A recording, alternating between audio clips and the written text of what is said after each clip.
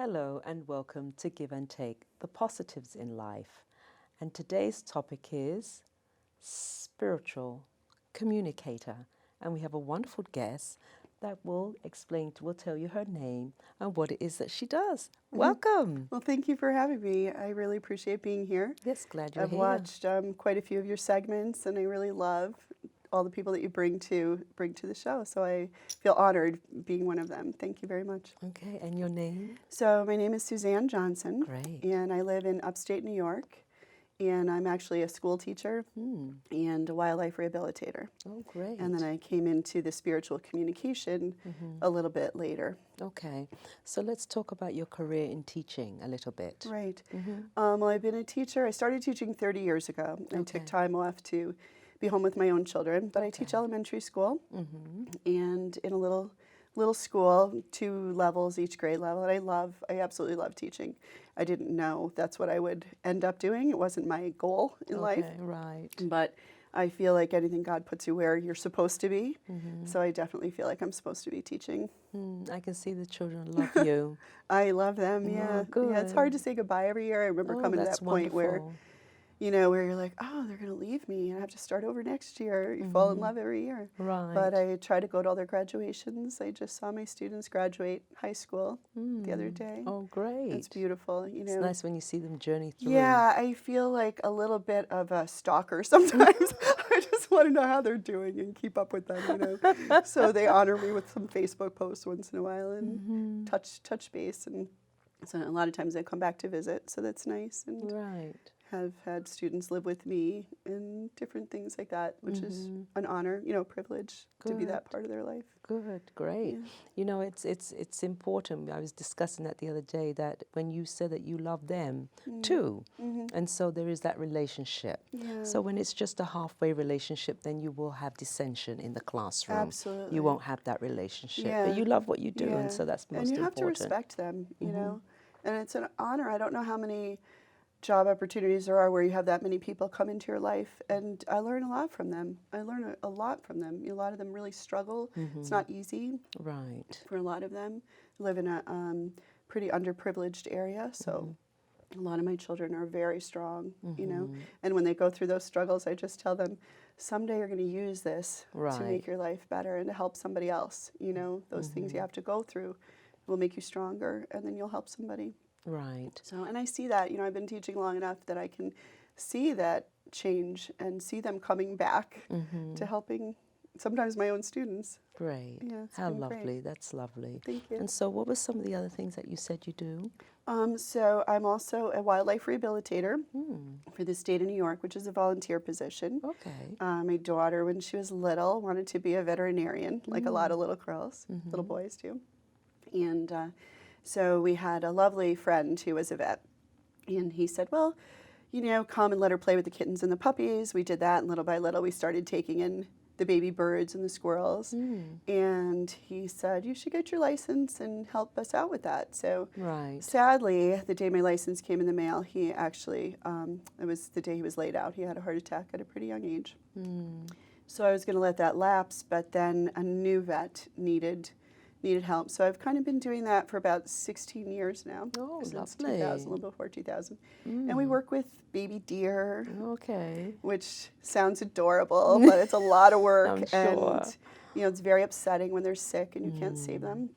And luckily I have a good friend he has a much bigger operation. He's also a teacher. So he does like phase 2. I take them in, do the trauma, get them on their feet, that beginning.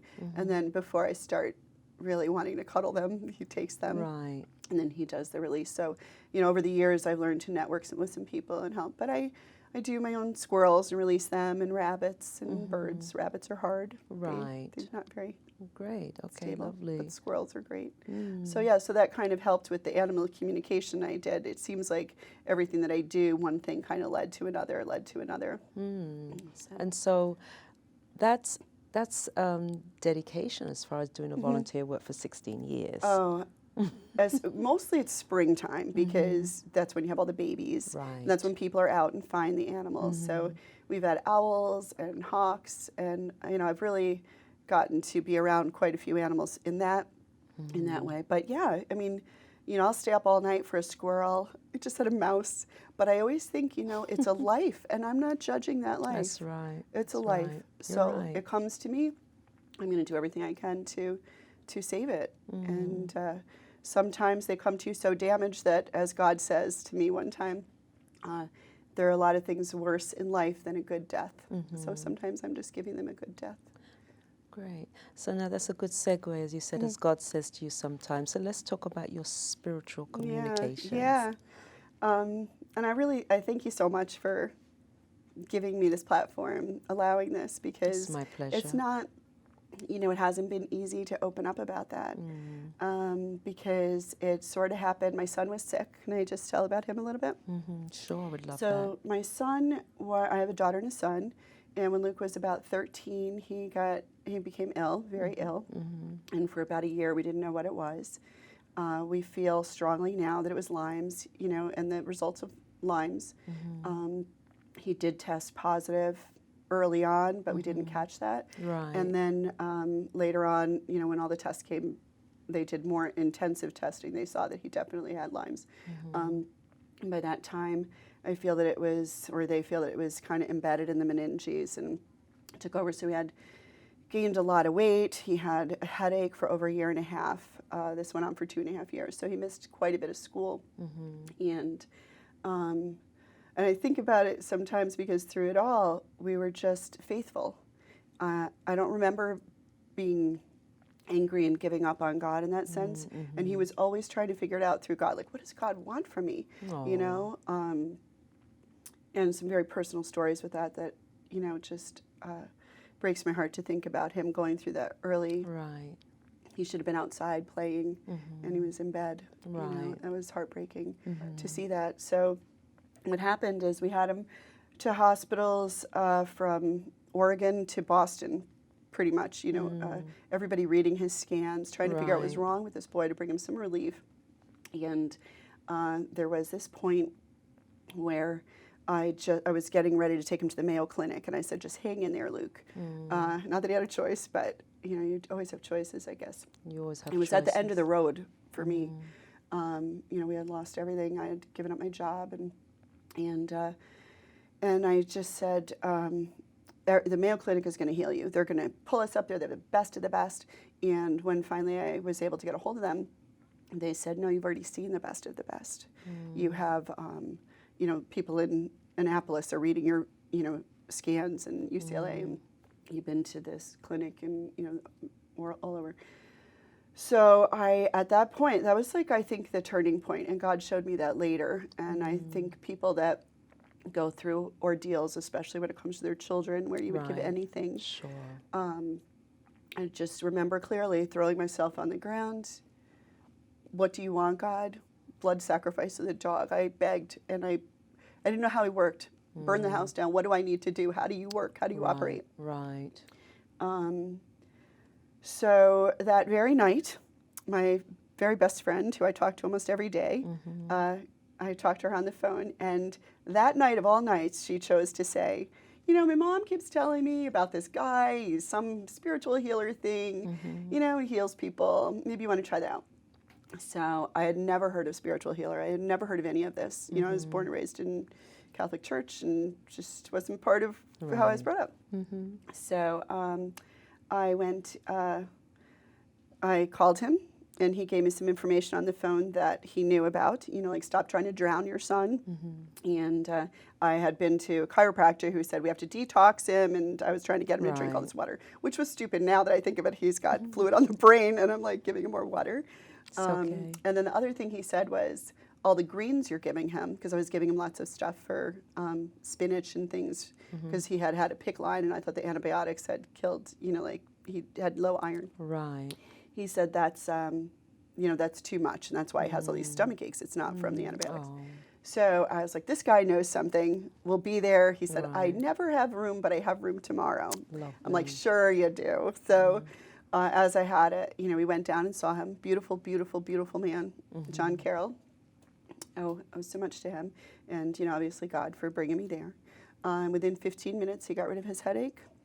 He canceled other appointments and explained to Luke how he was young in years but wise in faith. And and he explained so many things that he knew about healing work and about how he works. And the whole time he gave him visualizations. Like he said, I want to talk to you about your pituitary, not knowing that Lucas had just had surgery to remove a cyst on his pituitary, hoping that that would alleviate some of, they thought maybe that was why his pituitary wasn't functioning. He had a lot of issues. Right. So he, and Luke just didn't say anything, sure, pituitary, okay. And with that, he's like, we're going to just unzip your head, flip it open, dust it off with a little feather duster. And Luke, and he said, so Luke smiled and he said, now you can tell your mom it's okay. Right. And Luke looked at me and I was like, what? And he said, I love you. And then 5 minutes later, John said, you can tell her this is real. This is how God works. This is real. Right. And Luke said, my headache is gone. Great. And that was it. And I've heard in their faith. Faith is very important. And when you have faith, these are the wonderful things that will happen. It's amazing. It's all it needs. All you need is faith. And also the visualization is very good. Yeah. I've done that for myself and with other people. Just visualize where is, and it worked for them. It's so amazing. Just so put powerful. yourself there. And you need somebody to guide you through that sometimes. Yes. Like, how do we learn these things? How do we share it? Because we're so close to it. So Luke's story now, and I used to say, God will use you. So he's only 25. He's swum the Great Barrier Reef. He worked with animals in Australia. Worked at an orphanage in Africa. He's worked with the Maasai tribes, teaching them and doing agriculture. Right. He's went to Nepal in the Peace Corps and worked with people there. And came home when they had the earthquake. And now he's working with a refugee population. Great. Trying to help people assimilate into our culture that want to. And so he received, and now he's giving back. Being used greatly, and he's super happy all the time. He's always, wakes up happy. Great. Sees so he's the day. appreciative of what's happened for him in his life, which is great. Yes, excellent. Now, you've talked about God and communicating with God. Let's talk a little bit about that. Right. So that's kind of how the story starts, Cicely. That's kind of where it begins. Okay. Because after that, I obviously was very, I was tuning into what was happening. For example, the neurosurgeon said, you might want to try Reiki. I don't know what else you could try. And I'd never heard of Reiki. Next thing you know, his tutor, I said, he can't work with you today. He's too sick. She said, well, normally I don't share this with people, but I do Reiki. I'm like, do it now. I just heard about that. So really, it's just following that path.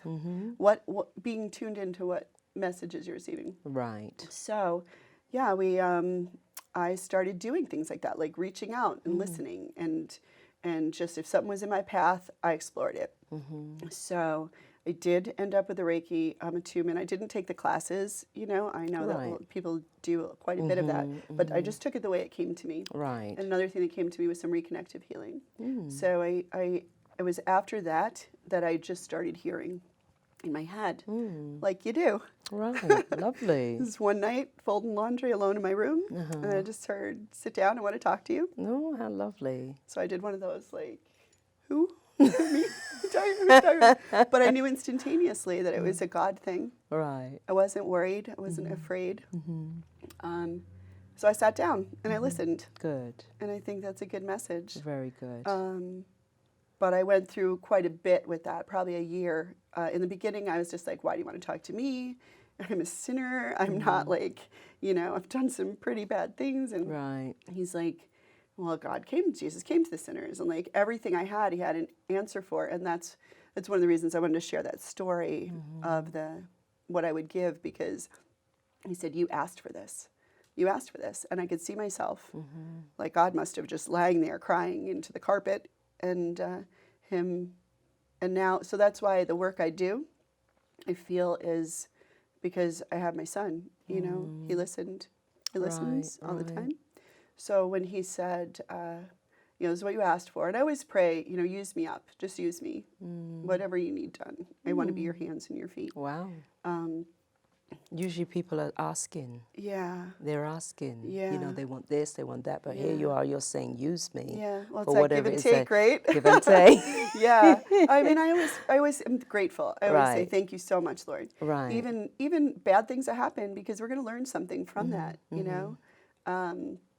show me the way and use me, because Great. I've been so blessed. You know, I see so many And people you understand that. yeah, we traveled to Nicaragua. I got to work with children down there, and I took my children there when they were their Great. teens. After Luke was healed, we Right. went, and Your children are so fortunate took my to have daughter. such a wonderful Well, you know, we mother fell in like with you. another church. That's so nice of And you. no, that is. Thank I mean, you. you're so open, and you're open to receive, and so you were not closed in regards to what was out there. Yeah. Because some Well, you people know, in the are, and that's why we were beginning, talking about missing the yeah. boat and missing something In that's the for you. beginning, that was I think I could have fallen into that closing up, because I was with some wonderful people that are part of a beautiful, beautiful church. And that's, you know, We're I in did a church lot of bells now. work with them. Yeah, the church bells. Churches are great because they really Right. help people, you know, connect and things. But when I went to them and I was like, God is talking to me, you know, He loves us. We want to share this word.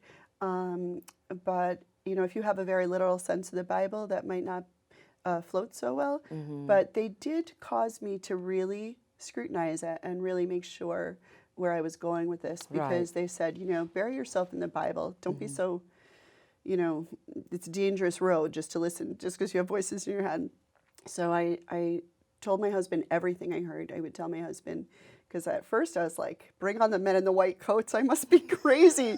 I'm a school teacher. I can balance my checkbook. How can I be hearing this? You know, it was insane. But he just kept telling me, don't use that word crazy. And if you're Good. hearing love, you know, if I started hearing scary Oh, how things. lovely. Yeah, and he's been so supportive. So I did. I buried myself in the Bible. I read the Bible, and everything that stood out to me was, you know, God's going to knock at your door, open it, and people are healers, and what I do, you'll do far greater. So Right. I felt like I couldn't. I would rather err on the side of, if I felt like God was talking to me, I'd rather not turn my back on that and perhaps turn my back on people that were telling me it wasn't real. Right. So it's the direction I went in, and then one thing led to another. So it was, you're going to do healing work. Right. Tomorrow you're going to heal Melissa. Great. Great. Who is she? Who is Melissa? Uh, She's my neighbor, and I didn't know her name because I just knew her little girl who used to come up and do the yeah, animals look at for me. that. Yeah. She'd wipe squirrel butts and stuff, and that's how I'd feed the squirrels. She'd take care of the rest. So yeah, she had cancer. She came up to the house. I was like, what do you want me to do, Lord? And I just basically stand, like similar to Reiki, Right. and then God just works through you. Great. So it's never you know. It's never you. It's however you Connect. perceive that energy. That's it. Because coming it's never through. you. Yeah. That's right. And you just let Him use you. There you go. How lovely. Yeah. So now talk about how you communicated with animals and how you've Yeah. done, yes. So the animal communication, I was learning to do this healing work that God was showing me, and He would tell me where to put my hands, where to, you know, you're going to put your hands over this person's eyes, because in the beginning, when I was first hearing all this information, it was just downloads on unbelievable things, physics, universe, universal law. And I had started meeting people that were like-minded, and I'd be like, oh, I'm getting information on time and space, and I don't understand it because it's on a third grade level. Right. That's how I operate. But then they knew it because they had heard these things, these universal things. So anyway, when I started hearing you're a healer and this is how to do it, I would just do it. And I had this little crippled cat that evidently came to me. God told me later, came to me so I could learn to do the healing work.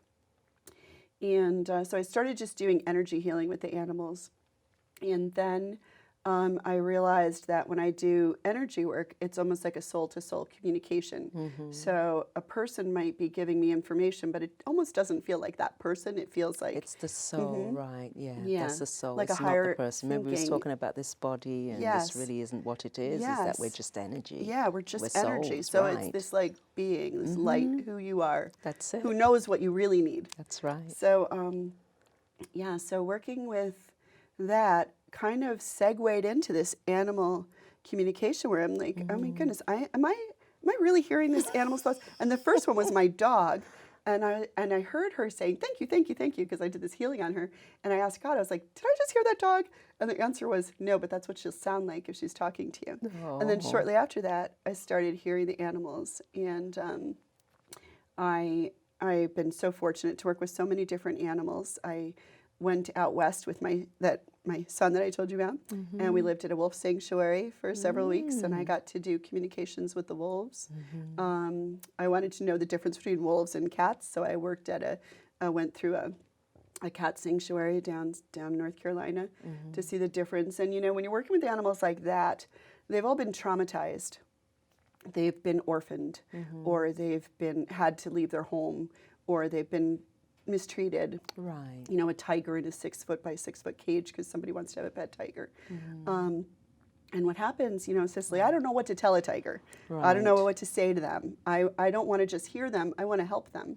So, and I feel like God brings me there for a reason. Sure. So, for example, this one tiger, he was just pacing, and they said, we can't get him to stop. He's come here, he's got this beautiful home, and what I heard him saying is, I just have to get out of here. I have to get out of here. I have to get out of here. And so I don't know what to say. I'm just Suzanne. Why do you want to get out? It's a beautiful place. And he was one of these ones that was like lived in a garage of some sort. Right. And he said, because they're going to bring me back. See, he thought, this is my chance to escape because I'm going to end up back in that prison. Oh. So I don't know what to do. And the beauty of communicating between God and working with people is to just bring Jesus in. I'm like, Jesus, what do I say? And next thing I know, I hear them communicating. And he's telling the cat, this is where you live. This is your home. You're going to live here, and this is beautiful. They're going to feed you. Right. You're going to have exercise. There's other tigers. And I hear this information, and then there's this calming, this beautiful understanding. Yeah. It's amazing to be part of it and to accept it. And sometimes I do take a step back and I go, what the heck am I into? But, right. It's really quite amazing, and it's helped a lot of people. Great. Now tell me about the horse. Talk about the horse story. Yes. So I have had quite a few accidents with animals. I have a fused ankle tripping over a dog when I was younger, broke my arm, dog. But I fell off a horse. I went to do some communication. I do a lot of work with horses. Hopefully we can see that, that clip. Oh, of there's the a horse. video clip. Right. Hopefully we can see that. So I went to do some communication with horses, and a friend of mine had horses at the stable, so we decided to go riding, and I rode a horse that had been a recent racehorse and hadn't ridden in a long time. And I had a saddle that I wasn't comfortable with. I ride Western. This was not a Western saddle, but we're like, oh, whatever. So we went out for a short ride, and on the way back, he started to trot, and I was like, oh, let's do some trotting, So I guess I did a good enough job that he thought we could canter. And then when I went to pull him back, he just was a few strides in. And last thing I remember is his neck went straight out. He just wanted to bolt. And I went back, landed on my head and on a road without a helmet. So that wasn't smart. Right. Back in the day when I used to ride, we didn't have helmets, Western riding in the woods. So wear helmets. But and I ended up in the hospital with a broken pelvis, and that was a great experience for me because I saw how God worked in that, laying on the side of the road. They went to get the car, and I just kept hearing, like, lay this way, lay that way, move your leg this way. Like, God just helped me with that. And even at night in the hospital, my heart wasn't, like, speaking to my brain. And I just kept hearing, like, that, God telling me, like, how to get your heart to beat. And it was a beautiful experience. I'm glad I made it through it, but it was beautiful being that close with God. But I went to see the horse afterward, and when I could walk again, and I'm fine now, so it's just miraculous. But I went to see that horse, and what he said was, I'm sorry, very apologetic, and I thought you had it. I thought you had it, he said. I thought you were trotting, you were posting, you were like, hey, watch out for the can, don't let it spook you. I was doing all those things. So I love it. It was cool to have that, Yes. And of course, it's all about forgiveness. Like, I didn't hold any animosity toward the horse. And that's good. Yeah, So you didn't go with that energy. No. That you did this to me. Yeah. Right. No. He actually came back to see how I was. Oh. He was like, where'd she go? Right. Where is she? Yeah, so it was, and what I'd like to do, what I'm hoping to do, and I'm kind of working toward, is to help people to communicate with their animals, because I know we can all hear. Right. I'm told that. I don't want to hold the market on it. So I get to go work with people with their horses and then do a little energy work Right. with them to get them to hear. Good. And we're Lovely. figure out how that Now, works. Suzanne, we don't want to forget this wonderful book that Yes. you've written, so I'd like you to show that to the So there's my viewers. book. That's the book. And it's called?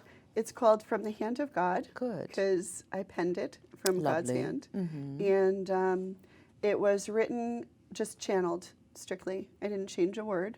That was important in having it published because it's just not my book. It's, you know, I wrote in the beginning when I first started to channel, I would hear, write this down. I think it's kind of a left brain, right brain thing. So if you're hearing and the art is in that right brain, then you have to give your left brain something to do. Right. I think that's why God wanted me to write.